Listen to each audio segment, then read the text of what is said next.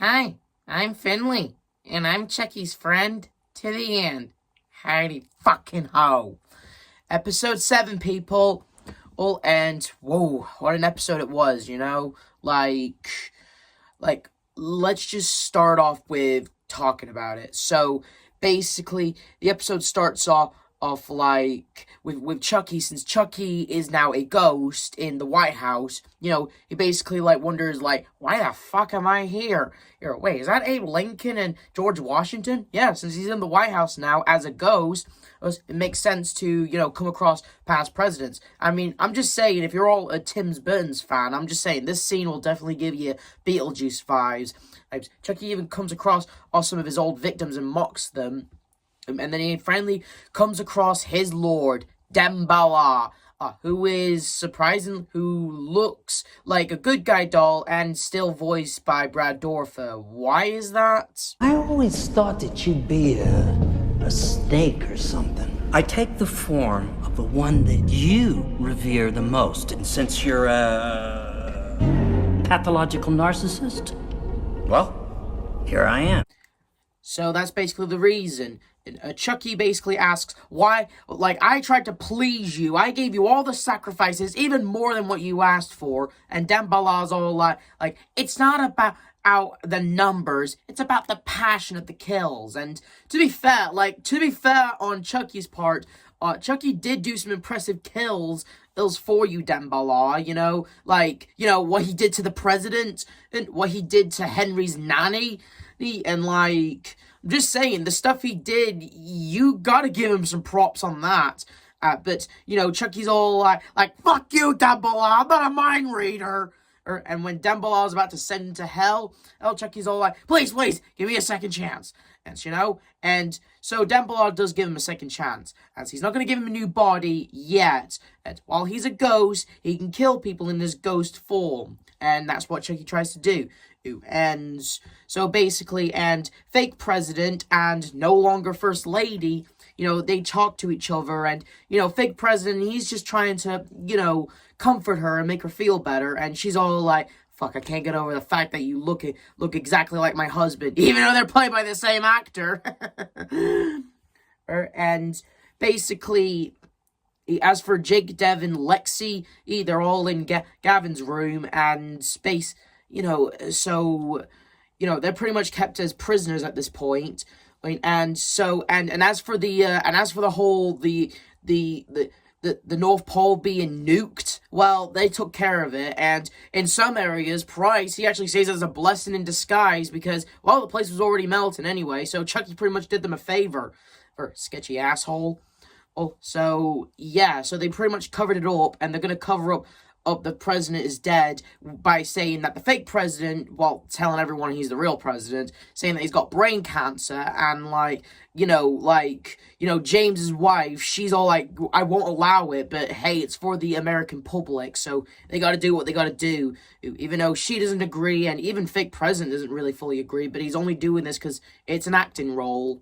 Well, and while that's all happening, since the whole White House situation with the ghosts and everything, and the White House hires a professional, a psychic, a dude named Timothy, whose backstory is this: people can be traumatized. Like, he watched his whole family die, and that's how he has a link to the afterlife and stuff. And and it's not really much of a gift for him.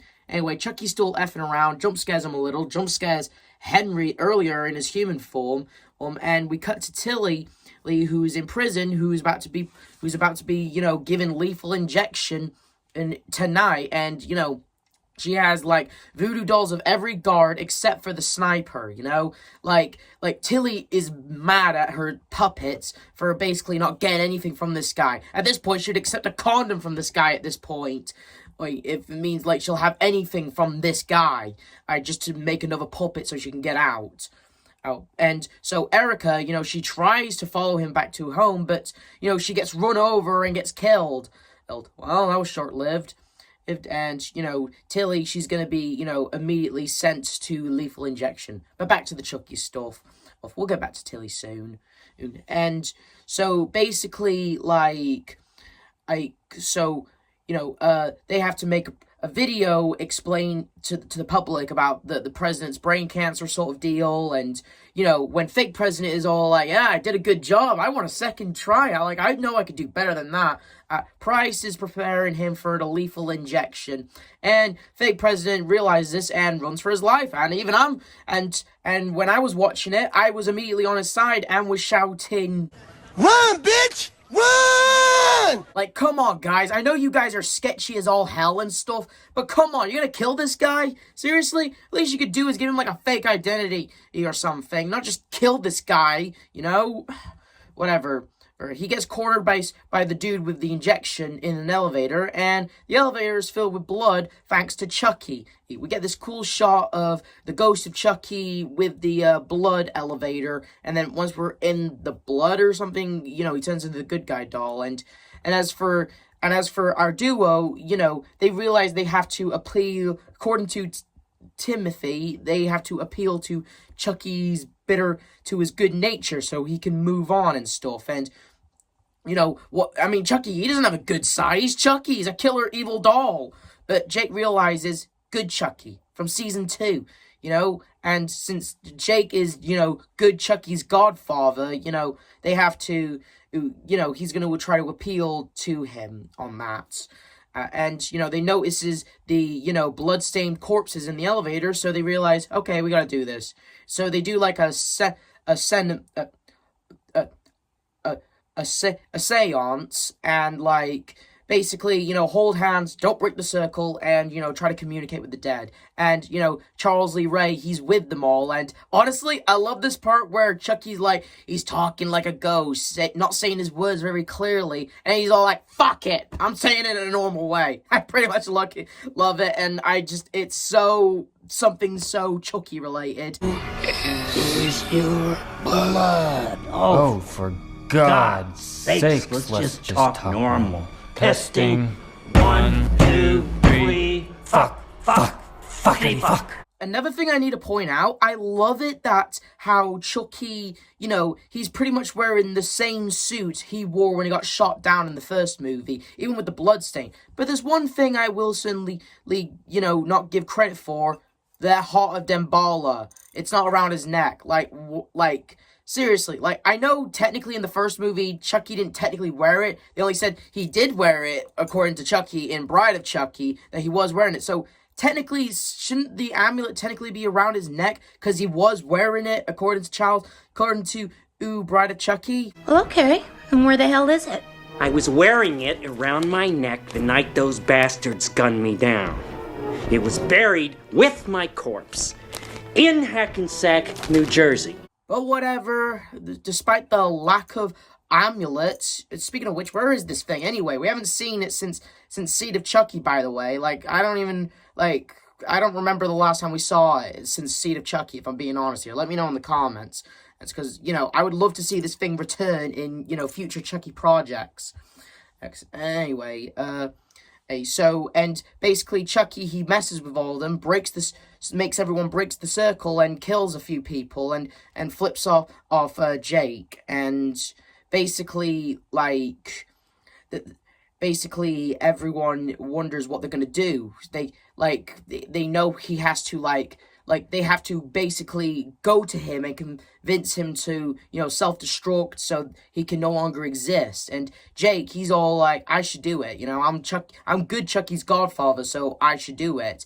And how are they going to temporarily kill Jake? Apparently there is a drug that can temporarily kill you, but then there is another drug that can bring you back to life for 5 minutes. Okay. And of course it's from Sketchy Price, who gives him the drug. Oh, should I also mention that when Chucky killed those people during the seance, he also killed what should have been the new president. So yeah, I don't know how they're going to tell that to the public, in the world of Chucky. And speaking of, so they basically give him an injection that was going to kill Jake. And speaking of injections, back to Tilly, who's basically about to give him the injection, and Nika, front row seat and ever, watching the person who, amputated all of her limbs and kept her in a house, forcing her to watch Liar Liar, you know, having a front row seat. And as much as it ills Nika to say this, you know, she has been, you know, getting letters from Gigi, aka Glenn and Glenda. So, yeah, Nika, she basically tells Tiffany to, you know, from Gigi's words, that she was a good mom. She always protected them, and, you know, she was a good parent. And, you know, there's like a shot deal where either Tilly or Jake is either getting the injection, and that's where the episode ends. And I gotta say, pretty good episode.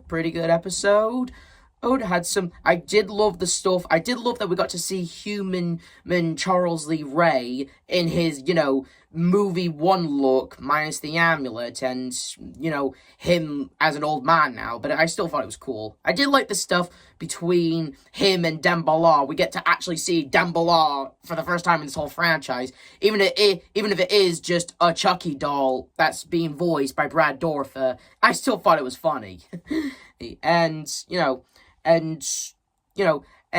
basically stuff is, and I did like the stuff between Lexi and Gavin, Lexi comforting him more and more because he's lost his dad and everything, and him choosing to stay behind just to protect them. And then, Lexi's typical stuff, she just wants to find Caroline. And so, yeah, 7 episodes down, 1 to go. Oh, this is the F-Man Critic telling you to like, subscribe, and notification. See you guys next time.